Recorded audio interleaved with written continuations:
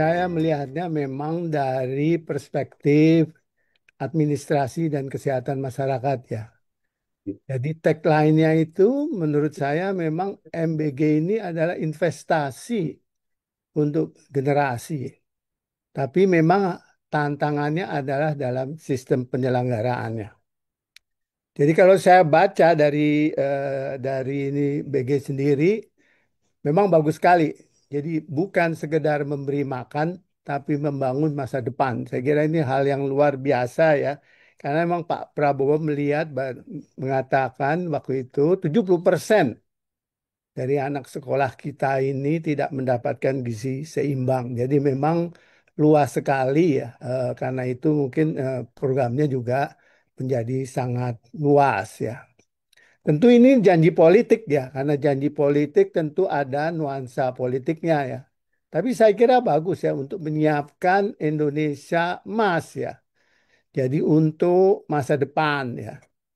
Memang yang perlu adalah bagaimana konsistensi ya, sehingga kebijakan lintas sektor atau lintas pemerintahan ini bisa sustain ya.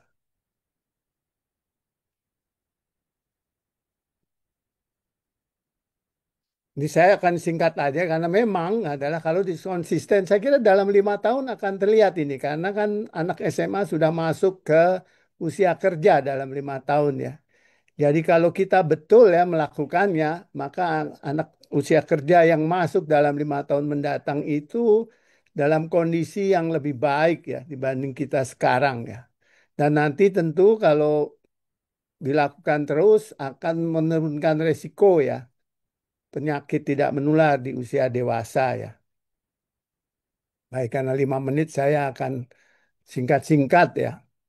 Jadi kalau dilihat dari sisi kebijakan ya, memang ini bukan full evidence base ya program ya. Apalagi kalau untuk stunting ya masa sekarang ya.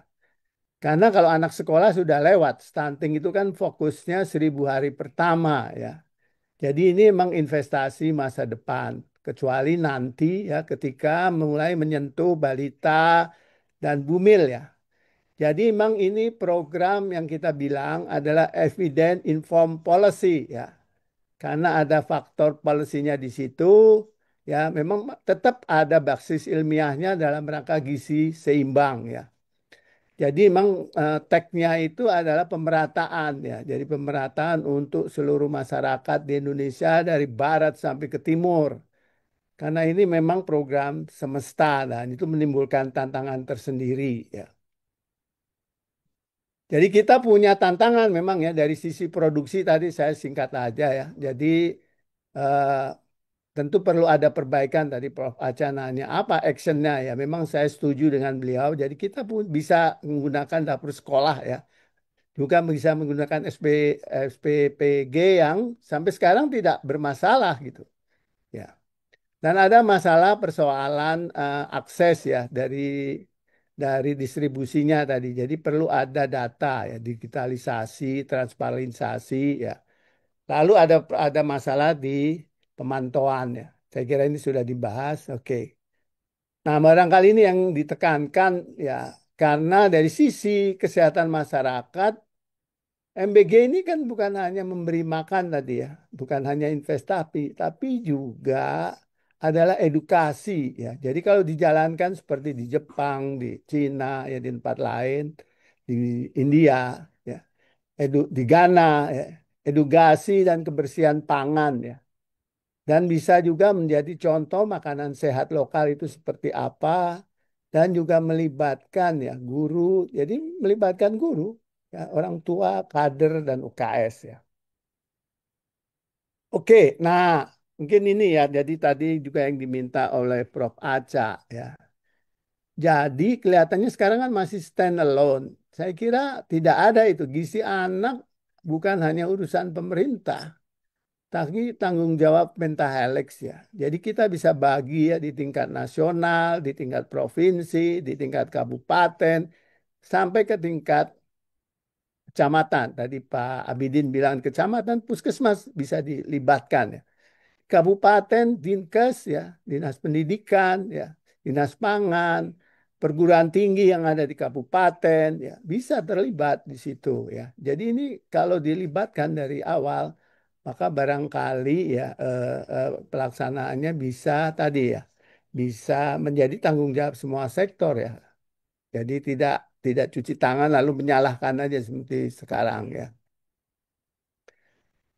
Jadi juga bagaimana menguatkan dengan kearifan lokal ya, ketahanan wilayah. Jadi saya setuju juga ya bahwa kita perlu ada konteks pangan lokal ya, budaya makan daerah sesuaikan dengan wilayah Papua ya, wilayah apa Maluku ya. Jangan sampai sekarang tuh Papua dan di Maluku malah ya kan sekarang terkontaminasi beras pada sagu, pisang, ubinya melimpah ya. Jadi kan ada orang yang menghitung sebenarnya kalau secara kalori dan protein kalau kita basisnya diversifikasi pangan kita tidak akan kekurangan tuh Indonesia ya. Tidak akan kekurangan karena sebenarnya cukup ya kalau kita menggunakan tadi ya. Nah, tadi saya setuju dapur sekolah, kantin sehat yang memang mampu menjadi bagian ya. Kolaborasi tadi sudah dinyatakan juga. Bahwa yang penting adalah menyertakan kearifan lokal sebagai sumber inovasi dan juga saya kira ini tagnya Pak Prabowo kemandirian pangan bangsa ya. Itu yang saya kira jadi kan banyak kasus-kasus diberikan makanan jadi, makanan beli ya yang sebenarnya berlawanan dengan prinsip kemandirian. Oke, ini yang dari tadi belum dibahas ya tentang data ya. Saya kira keberhasilan dari beberapa negara yang saya perlihatkan juga adalah persoalan data. Jadi kita memerlukan data dari produksi, dari distribusi, dari konsumsi, dari umpan balik, dari baik itu peserta ya, sampai ke ya nanti bisa menjadi ini apa siklusnya akan menjadi makin lama kalau kita berputar terus akan memakin baik ya. Nah, yang belum dibahas juga adalah bagaimana kalau MBG dibikin menjadi dashboard publik ya, model seperti dulu waktu kami melakukan di stunting ya. Karena kita membuat juga dashboard public stunting yang terbuka untuk masyarakat untuk lihat ya. Jadi bisa dilihat petanya antar wilayah ya, antar kabupaten bahkan bisa terlihat ya. Termasuk tadi ya semua yang memang ya tentu tidak harus terbuka semua karena itu namanya semi terbuka ya. Dan kita bisa lihat data agregat supaya melindungi tadi ya privasi ya. Dan dengan data ini maka membangun kepercayaan publik ya. Jadi dan juga ini tadi ya mencegah misinformasi ya, meningkatkan partisipasi publik juga tadi bisa melawan hoax seperti tadi ketakutan. Ketakutan itu kan hanya di berbagai wilayah ya, meskipun ribuan ya. Tapi masih ada wilayah-wilayah yang aman dan dia tidak perlu khawatir ya karena SPPG di situ ternyata bagus ya. Nah, jadi kita perlu mungkin dengan begitu biaya bisa artinya biaya tadi ya survei, biaya audit biasa bisa dilakukan di wilayah-wilayah yang memang eh, eh, beri tanda kuning atau merah ya. Nah, saya mencari ini ya, negara yang saya bilang setara ya, bukan negara maju ya. Negara setara yang MBG-nya berhasil ya. India. Jadi tadi Pak ada yang bilang India itu hanya sebentar, tapi meskipun sebagian 100 juta anak juga itu Pak, karena India kan miliar ya. Nah keberhasilannya karena dia skema publik swastanya yang bagus ya. Dan ada standar gizi, pengawasan mutu. Di Ghana juga begitu ya, fokus pada sekolah dasar dan TK ya. Dan dia menggunakan tadi ya pangan lokal ya. Demikian juga di Kenya ya. Jadi sebenarnya ada satu lagi ya, tetangga kita juga itu Timor Leste termasuk yang wilayahnya berhasil ya. Cuma saya lihat Timor Leste kan kecil ya dibandingkan dengan Indonesia yang luas. Tapi saya kira kita kalau dibandingkan dengan India, Ghana, dan Kenya saya kira setara lah. Ya. Jadi, oke, sekarang ada negara-negara yang bermasalah. Jadi bukan hanya Indonesia nih, ya. Jadi seperti Haiti, Nigeria, Pakistan, Peru, Sudan Selatan ya. Memang Sudan Selatan itu ada persoalan konflik ya. Jadi ya memang enggak. Tapi seperti Peru ya, itu mungkin bisa jadi pelajaran karena tidak menggunakan menu yang sesuai budaya lokal ya. Pakistan karena memang wilayah terpencil ya. Jadi itu gagal ya. Nah, Nigeria adalah persoalan data nih tadi, makanya data menjadi penting. Nah, kalau Haiti, saya kira tidak terjadi di kita karena kita akan menggunakan dana sendiri ya. Jadi apa pelajaran dari school feeding yang berhasil ya?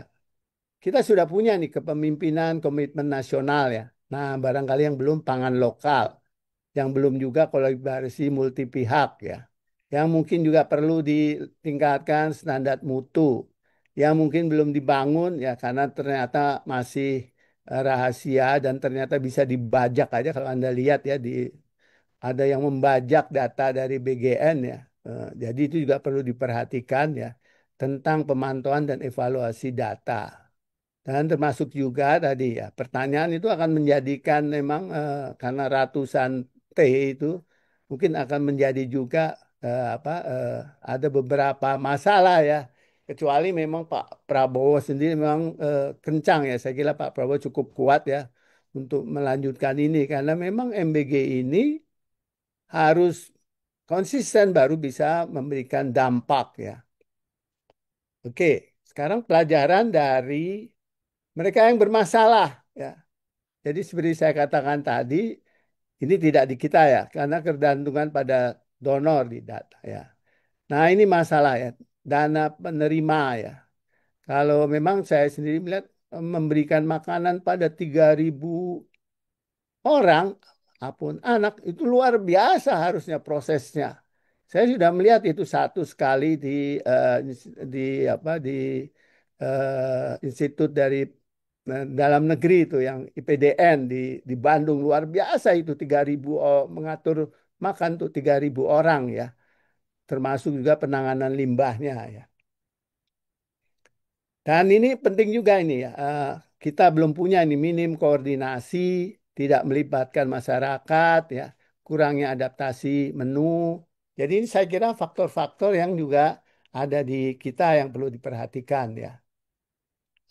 Tadi Pak Aca tidak sempat cari, saya sempat cari ya, keracunan ya di MBG di dunia ya. Enggak cuma Indonesia, memang kita baru tahun ini, tapi bahkan sampai Amerika di tahun-tahun awal pun juga terjadi keracunan ya. Dan cuma bedanya waktu dulu tidak banyak medsos ya. Sekarang ini banyak medsos memang ya, jadi banyak blow up. Bukannya bukannya bukannya hoax, tapi blow up-nya itu sehingga menjadi orang menjadi kekhawatirannya berlebih ya. Mungkin harus juga ada karena itu tadi ya pemberitahuan yang seimbang ya itu juga perlu ya. Termasuk memang harus segera menangani masalah-masalah di tempat-tempat yang terjadi masalah ya. Nah ini seperti misalnya ya kan di di India itu bahkan meninggal ya tahun 2013 ya karena tercemar pestisida. Salmonella seperti di kita terjadi di Afrika ya Selatan ya. Malaysia pun pernah ya seperti yang di kita ya. Di Nigeria juga ya. Jadi sebenarnya ya ini bukan hanya bukan untuk membenarkan, tapi bagaimana kita bisa belajar ya supaya tidak terjadi lagi ya di wilayah-wilayah yang sekarang terjadi ya. Jadi tadi kan sudah disebut ya persoalan mikroba, persoalan penyimpanan dan distribusi yang tidak sesuai tadi ya. Karena jauh jarak antara SPPG dengan sekolah yang dia jamin. Jadi ini perlu jadi perhatian juga untuk realokasi barangkali ya.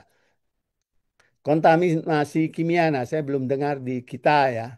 Kalau ini juga kapasitas pengawasan, nah ini juga terjadi di kita, infrastruktur terjadi di kita, koordinasi terjadi di kita juga ya. Jadi ini juga pelajaran barangkali bisa diperbaiki untuk ke depan ya.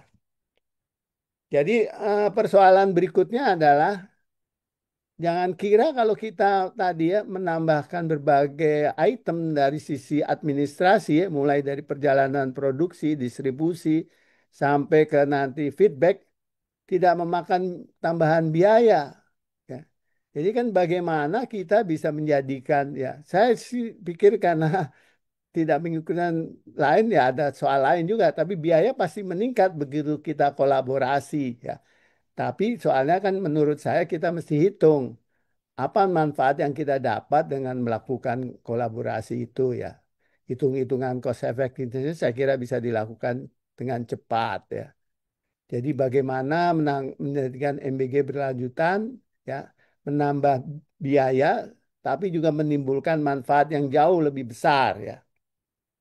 Saya kira transparansi tadi sudah ya, asal sebentar kita melakukan agregat dan menjaga juga ya, karena ternyata sudah dibajak juga data dari BGN ya. Lalu yang terakhir, nah ini yang juga belum ya, apa peran universitas dan akademi dalam riset ini ya? Dari paling nggak ada ya, BRIN segala mungkin perlu terlibat ya. Oke, nah, oke. Saya kira itu ya. Jadi saya kira cukup ya waktunya singkat. Terima kasih banyak. Saya kembalikan ke moderator. Terima kasih banyak.